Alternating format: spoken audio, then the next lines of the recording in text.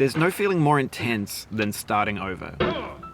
If you deleted your homework the day before it was due, as I have, or if you left your wallet at home and you have to go back after spending an hour in the commute. If you won some money at the casino and then put all your winnings on red but it came up black. If you got your best shirt dry cleaned before a wedding and then immediately dropped food on it. If you won an argument with a friend and then later discovered that they just returned to their original view. Starting over is harder than starting up. If you're not ready for that, like if you've already had a bad day, then what you're about to go through might be too much. Feel free to go away and come back. I'll be here. Alright, thanks for coming with me on this trip. I'll understand if you have to take a break at any point. Just find a safe place to stop and quit the game. And don't worry, I'll save your progress, always, even your mistakes. This game is a homage to a free game that came out in 2002, titled Sexy Hiking. The author of that game was Jazuo, a mysterious Czech designer who was known at the time as the father of B games. And B games are rough assemblages of found objects. Designers slap them together very quickly and freely, and they're often too rough and unfriendly to gain much of a following. They're built more for the joy of building them than as polished products. In a certain way, Sexy Hiking is the perfect embodiment of a B game. It's built almost entirely out of found and recycled parts, and it's one of the most unusual and unfriendly games of its time. In it, your task is simply to drag yourself up a mountain with a hammer. And that act of climbing, in the digital world or in real life, has certain essential properties that give the game its flavor. No amount of forward progress is guaranteed. Some cliffs are too sheer or too slippery. And the player is constantly, unremittingly in danger of falling and losing everything.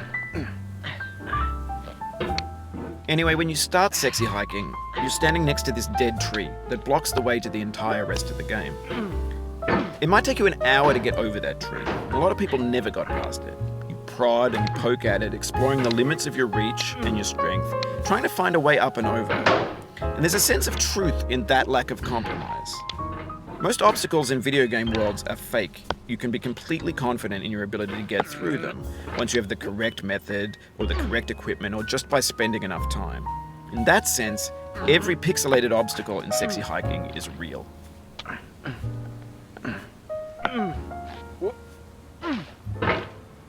Oh, you just lost a lot of progress. That's a deep frustration, a real punch in the gut.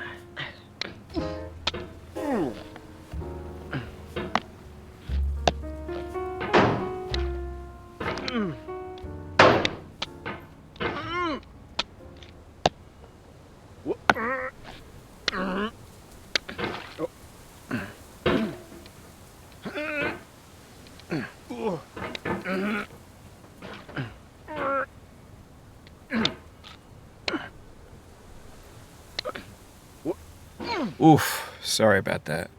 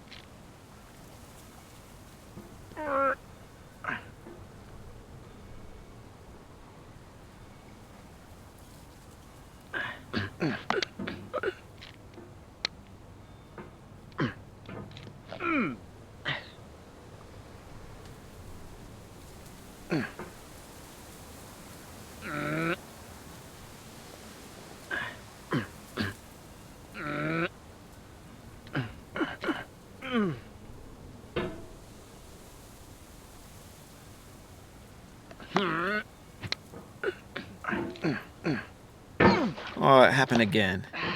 Keep on trying, don't let it get to you.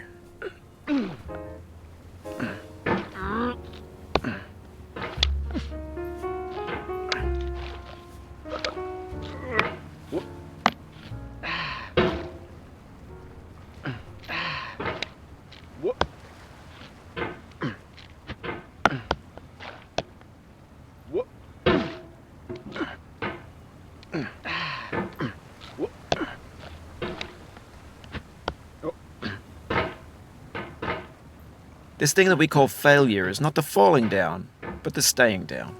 Mary Pickford.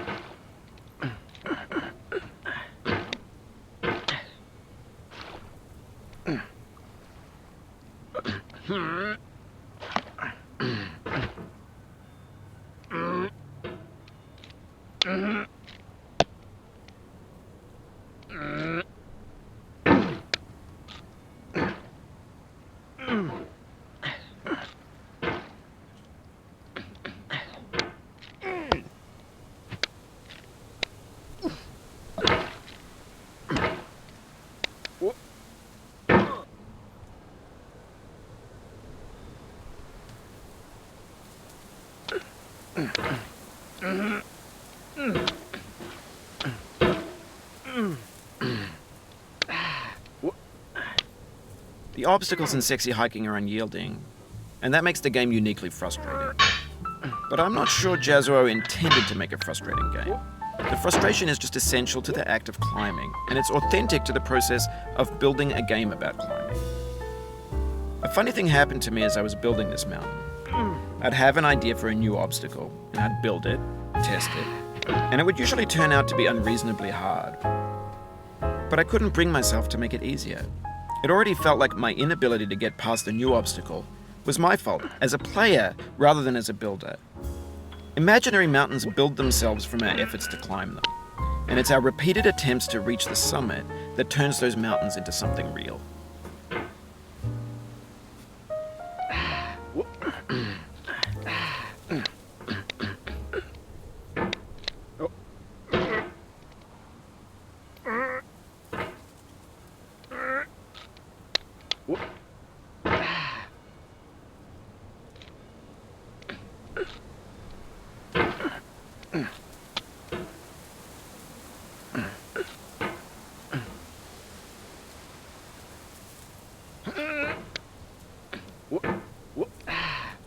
The soul would have no rainbow, had the eyes no tears.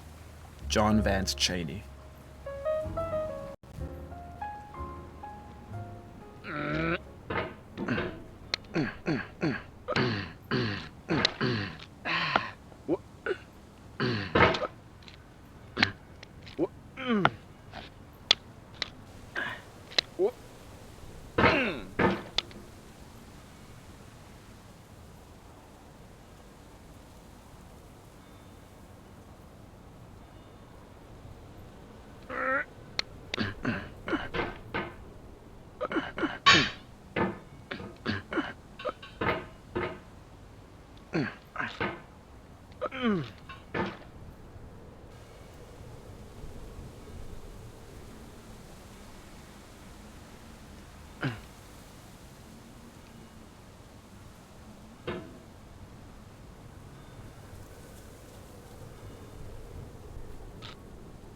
When you're building a video game world, you're building with ideas. And that can be like working with quickset cement. You mold your ideas into a certain shape that can be played with, and in the process of playing with them, they begin to harden and set until they're immutable, like rock. And at that point, you can't change the world, not without breaking it into pieces and starting fresh with new ideas.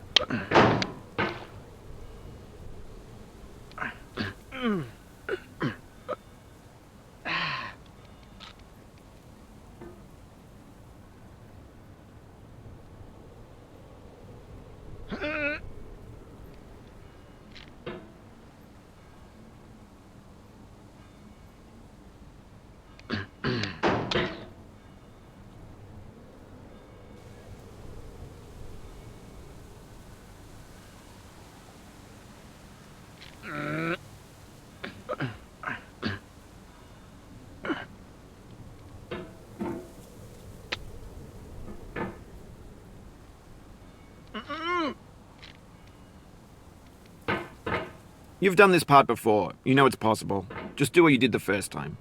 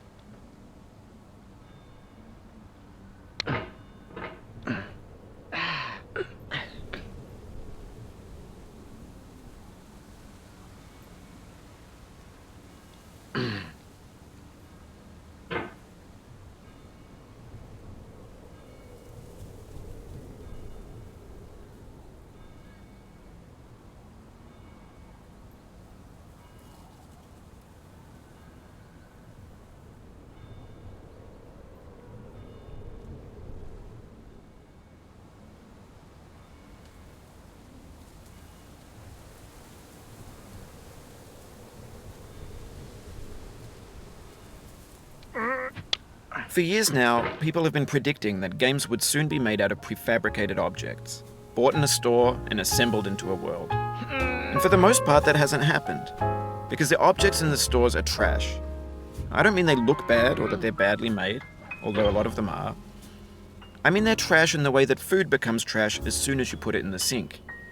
Things are made to be consumed and used in a certain context, and once the moment is gone, they transform into garbage. In the context of technology, those moments pass by in seconds.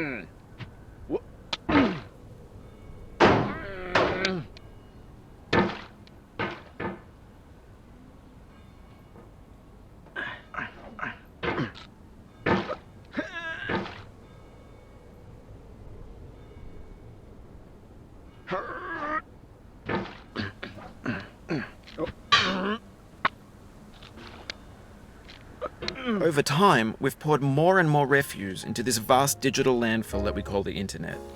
It now vastly outnumbers and outweighs the things that are fresh and untainted and unused. When everything around us is cultural trash, trash becomes the new medium, the lingua franca of the digital age. And you can build culture out of trash. But only trash culture. Be games, be movies, be music, be philosophy.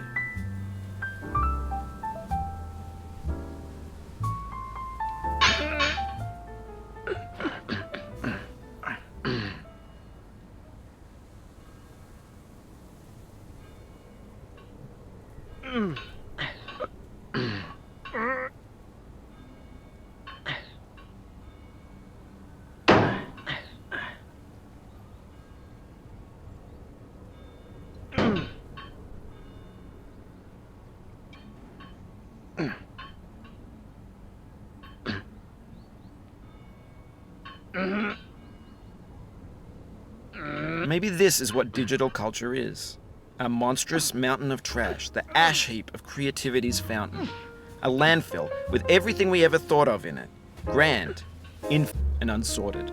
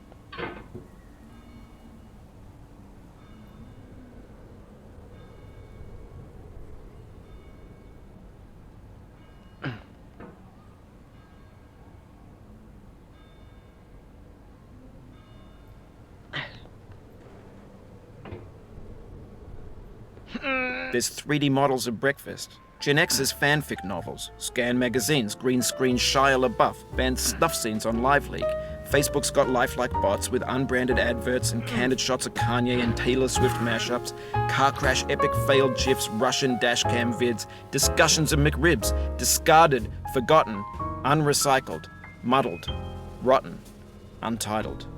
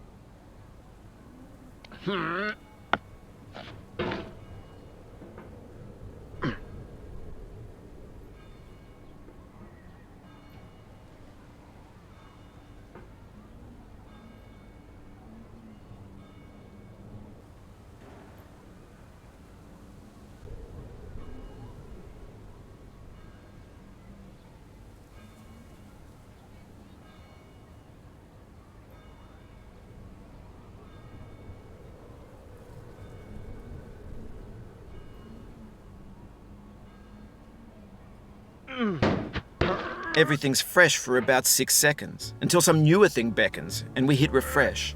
And there's years of persevering, disappearing into the pile, out of style, out of sight.